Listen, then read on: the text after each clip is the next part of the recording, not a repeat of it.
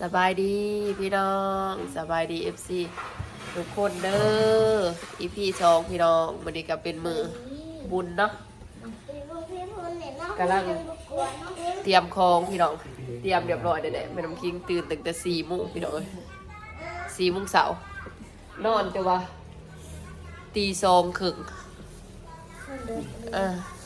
ได้ว่าพอสุบุก็นอนเลย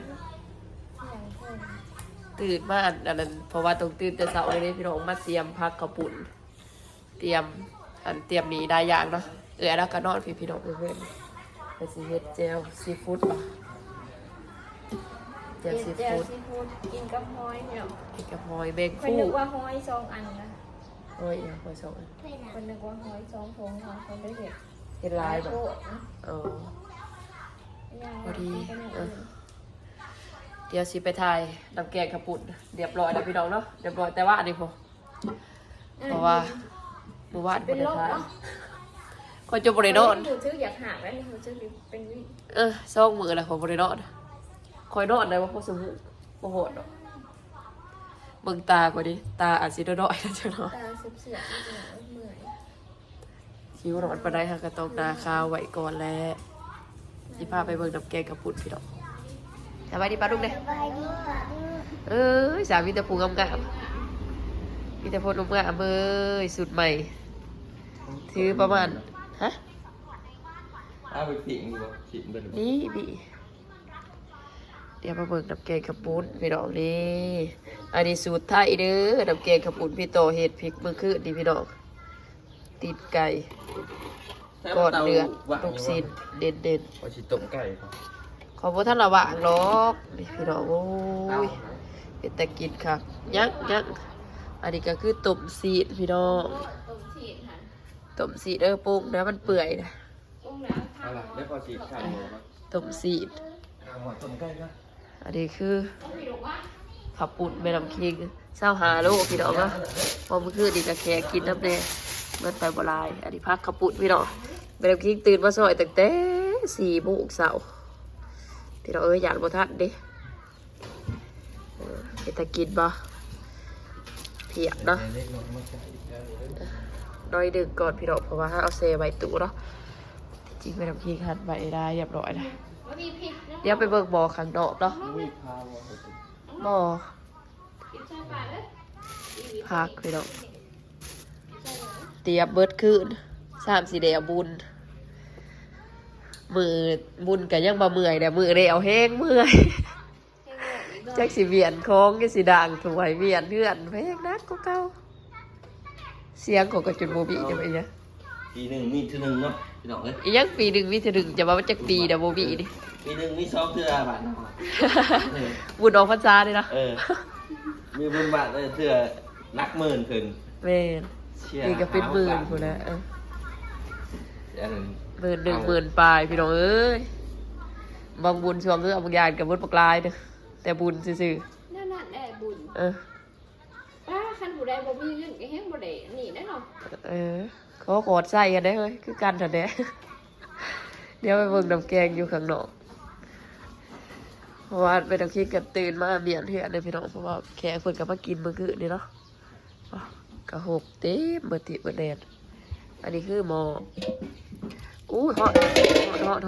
อันนี้คือหมอน้ำยาแบบสูตรไปน้ำคิงเนาะพี่น้องก็คือแบบพังละเขามาเค็ดใส่ปลาแดกใส่ตีนไก่ลูกศิษย์คือกันเนาะ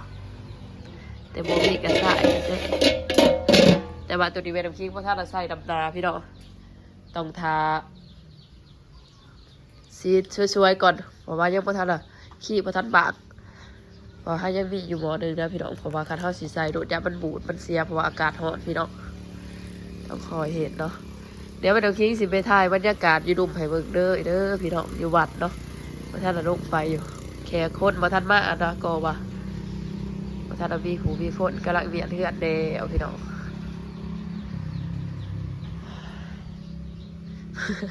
ถอดหายใจตุ๊กตาลูกสาว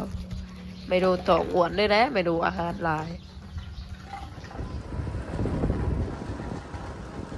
เดี๋ยวสุดท้ายรีวิวทางลงไปเลยพี่น้อง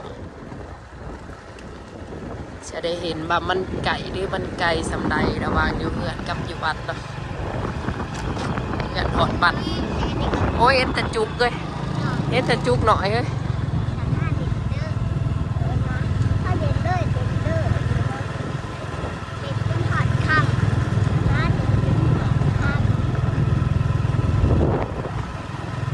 มาตอนแดงจังเด่นเนาะลูกเนาะ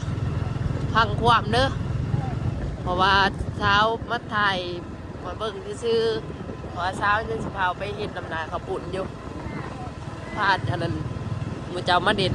มาซื้อขนมซื่อๆเด้อเด้อเพราะว่าคันเด่นจะได้เด้อมันต้องใส่เวลาหลุดนะเป็นชั่วโมง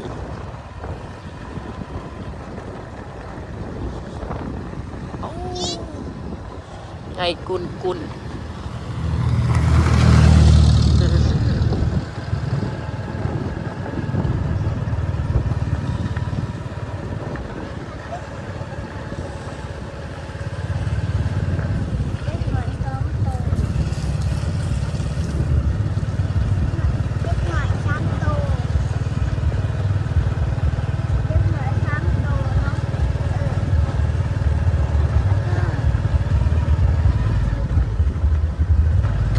ซาขี่รถมือเดียว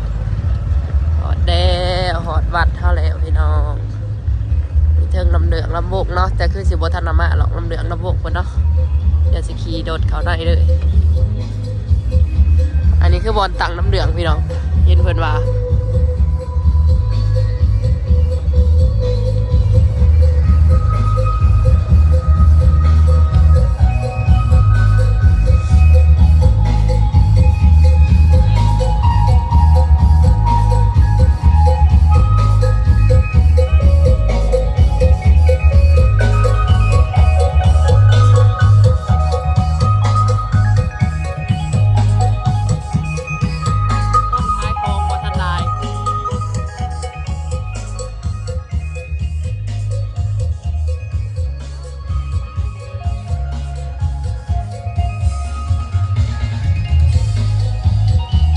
คนปันไดพี่น้องว่ามันยังเสาอยู่เนาะรถคล้ายเครื่องเขาก็ยังวัฒนมาระดับประมาณช่วยๆผู้ละคนคือสีลายอ่านคล้ายคลองคือสีเต็มเบิดเนาะเดี๋ยวไปเบิ่งข้างนอกถ้าซื้อกาแฟนุ่มก็อันนี้เอาแกงง่วงก็พี่น้องเนี่ยสะได้เด้อเขายังว่าท่านต่างสัปดาห์บ้างเนี่ย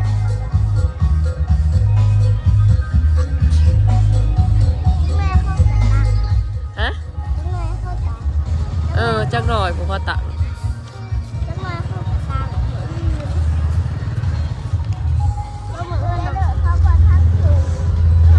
สื่อกาแฟใช่หรอ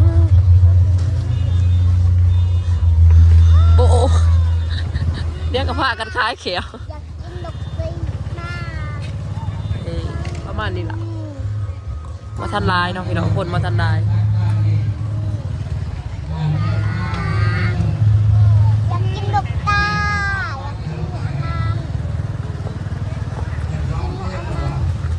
ไปฮะบนกาแฟกันหนูสั่งกาแฟก่อน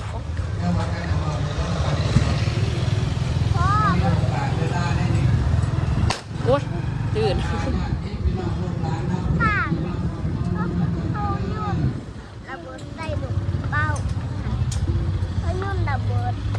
บอมี่ทำนะ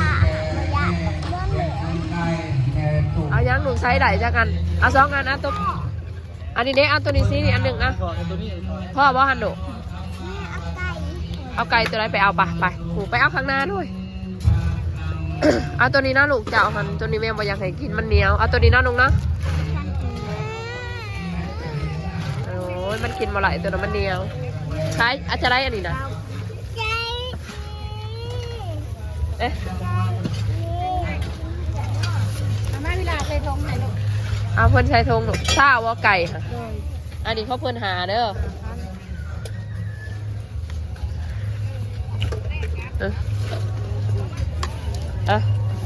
เป็นซิปเลยเอาดูอ่ะให้อันนี้อันหนึ่งนะเอาน้องซะเอาละจะมากินจะพาเอานี่ป้านดุมันเหนียวเป็นเท่าไหร่เอา30เป็น30เนาะ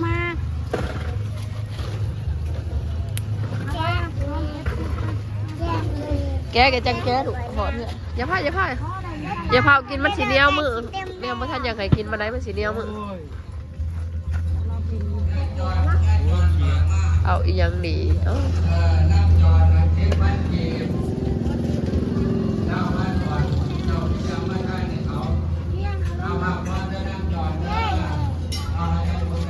แกเหรอกินเป็นบ่บ้าแกถือใบก้อนตีบอกให้ท่านให้กินนะมันเดียว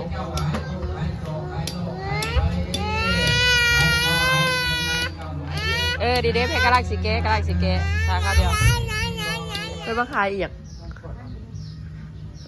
ขายเขาเกียบเขาโกบเขาโป่งโอ้ทงไทย10,000ตะกี้มากินงานมาลั่นเนาะคันแบบว่าผู้ได้ไปบุญน่ะต้องได้ถือมาขยันก็สดจริงต้องได้คือทุกคนเอาหน้าไปแม่น่ากินเลย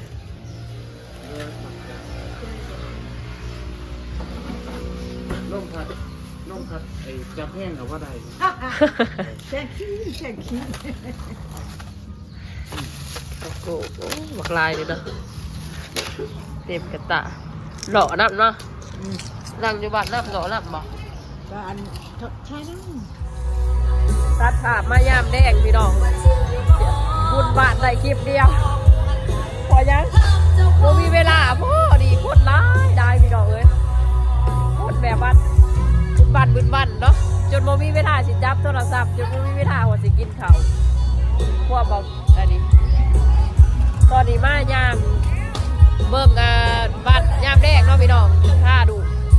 มาเบิ่งเดี๋ยวมาเบิ่งลำโพงลำเลืองพี่น้องฟ้าลำเลืองถ้ายังบ่ทันต่างมันจะดีเนาะยังมืดอยู่แล้วมาขายใส่กล่องพี่น้องก็ได้ขายอยู่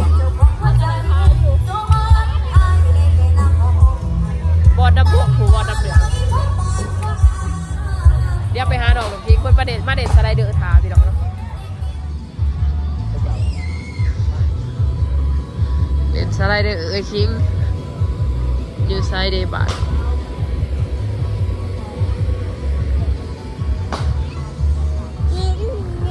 ยิงเน่ใส่เงือกหัวปรับหลุดขึ้นก็จะขึ้นจะบอกไฮเบสลาย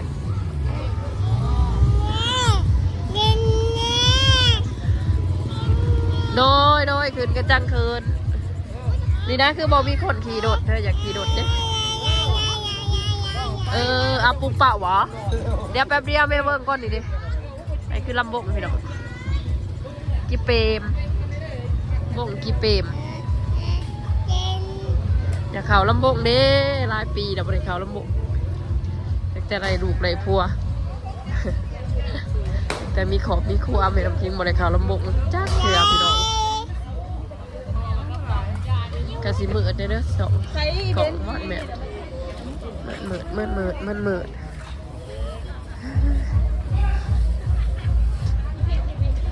โหลำเลืองอยู่เบื้องนั้นเนาะลำเลืองเขาพอท่านเปิดพี่น้องเพราะว่ายังพอท่านเดี๋ยวเนาะ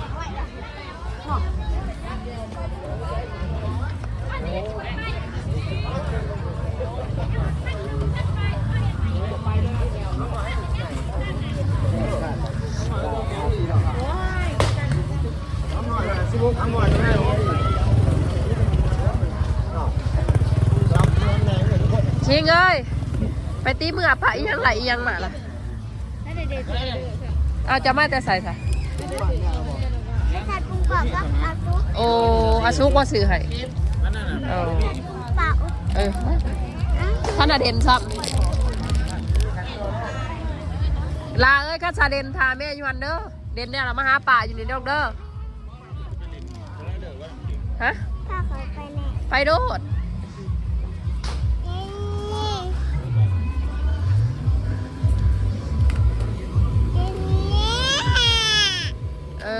บ่เด่นดอกเจ้าหันเด็กหน่อยมือน่ะเจ้าขึ้นจักรยานไปดูขึ้นโนดไป